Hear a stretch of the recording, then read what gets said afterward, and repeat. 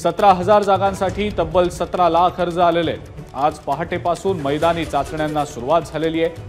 राज्यामध्ये शिक्षकांच्या 30,000 पदांची भरती प्रक्रिया राबवली जाणार आहे। आरोग्य विभागात 11,000 पदांची भरती होणार आहे। मर्सिडीज बेन्झ कंपनी यावर्षी महाराष्ट्रात 3,000 कोटींची गुंतवणूक करणार आहे। हिंदुजा समूह महाराष्ट्रात 35,000 कोटींची गुंतवणूक करतोय। यातून 1.5 ते 2 लाख लोकांना थेट रोजगार मिळू शकेल।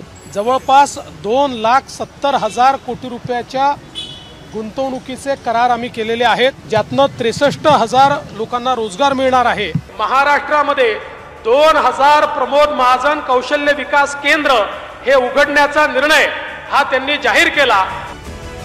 पण मला अतिशय आनंद आहे की आता पुन्हा यावर्षी देशामध्ये महाराष्ट्रच FDI मध्ये नंबर 1 झाला आणि जी स्टार्टअप पॉलिसी आपण सुरू केली होती त्या स्टार्टअप पॉलिसीचा परिणाम असा आहे की आता देशाचं स्टार्टअप कॅपिटल हे बेंगलोर किंवा हैदराबाद नाही आहे, तर स्टार्टअप कॅपिटल हे महाराष्ट्र आहे।